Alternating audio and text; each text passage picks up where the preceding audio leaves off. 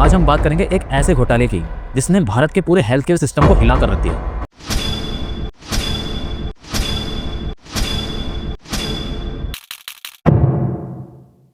VS Hospital professor suspended over drug trials alleges harassment and bias.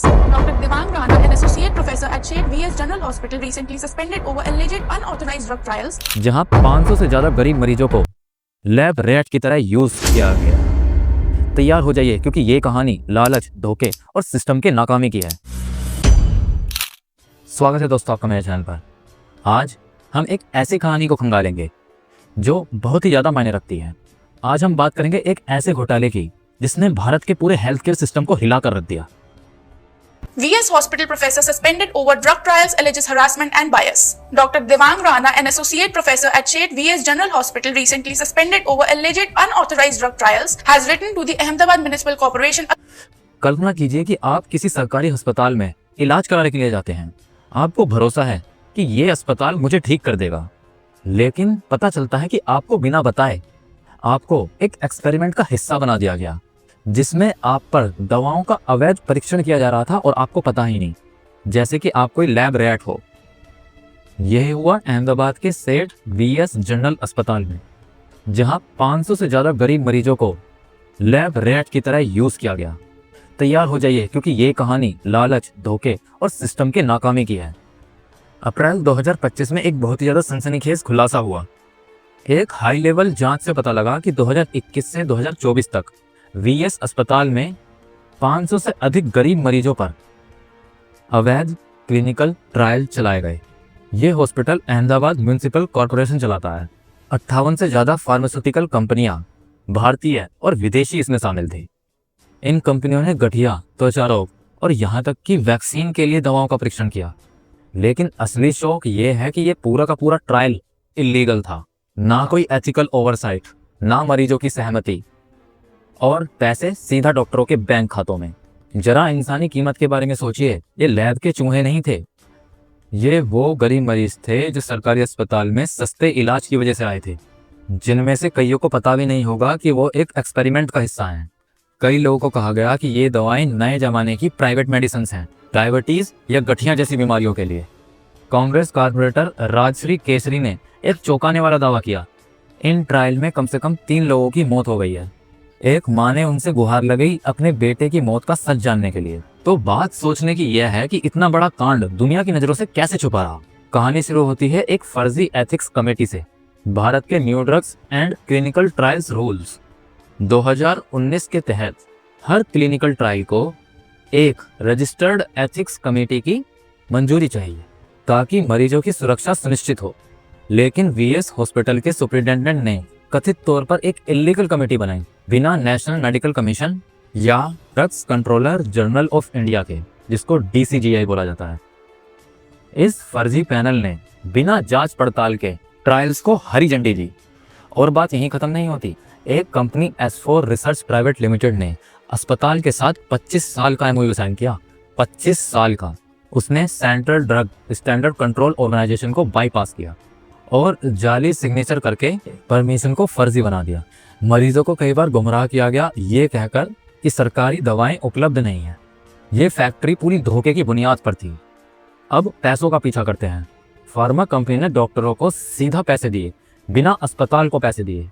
स्वास्थ्य अधिकार मंच एक हेल्थ राइट्स ग्रुप्स के मुताबिक करीब 17 से 20 करोड़ रुपए, यानी 2 से 2.4 मिलियन डॉलर डॉक्टरों के पर्सनल खाते में जमा हुए। पर पेशेंट जो कंपनियां हैं वो 200 से 500 रुपए देती थी, और जो बड़ी कंपनियां होती थी वो और ज्यादा पैसे देती थी।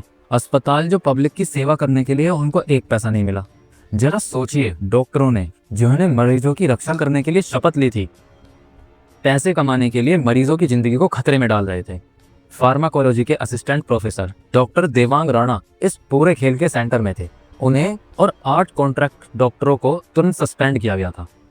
लेकिन दुख की बात यह कि अभी तक भी कोई सीनियर ऑफिसर्स पर कोई कार्रवाई नहीं हुई, ना ही कोई पुलिस शिकायत दर्ज हुई। क्यों? जब ये न्यूज़ बाहर आई तो बहुत लोग भड़क गए। उन्होंने बीजेपी शासित AMC पर निशाना साधा। अहमदाबाद के कांग्रेस नेताओं ने सड़क पर उतरकर जवाबदेही की मांग की। कहा कि VS अस्पताल जो कभी देश का गौरव था, उसकी साख दागदार हो गई है। विपक्षी नेता शहजाद खान पठान ने बीजेपी को कटघरे में खड़ा किया। उधर स्वास्थ्य अधिकार मंच की याचिका सुप्रीम कोर्ट में दायर हो चुकी है, जिसने 30 अप्रैल 2025 को भारत सरकार से जवाब मांगा है। लेकिन जरा सोचिए, ये सिर्फ एक अस्पताल की बात है। भारत का क्लिनिकल ट्रायल इंडस्ट्री बहुत विशाल है। 2011 तक 1852 क्लिनिकल ट्रायल्स रजिस्टर्ड हैं, जिसमें लगभग 1.5 लाख लोग शामिल हैं। 2011 से ये अब और बड़ा है, क्योंकि इसमें कम लागत शामिल है और मरीजों की संख्या ज्यादा।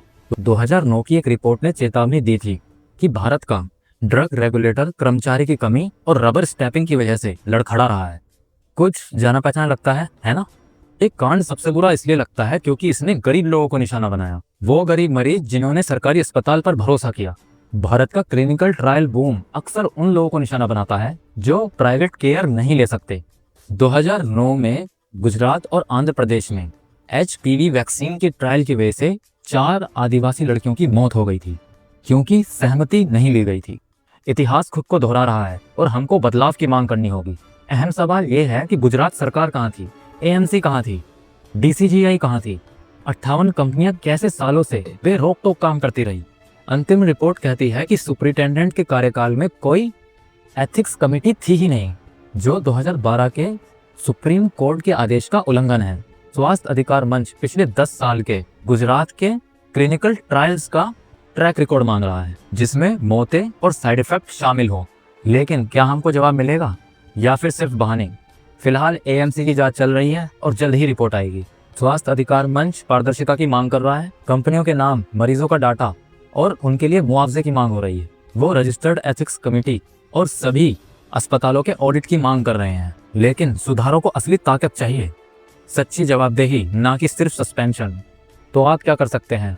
जागरूक रहिए, इस कहानी को शेयर कीजिए, अपने नेताओं से मांग कीजिए कि मरीजों के अधिकारों को अपने बेनिफिट से ऊपर रखा जाए। भारत का हेल्थ केयर सिस्टम उतना ही मजबूत है जितना हम उसे जवाबदेही बनाते हैं।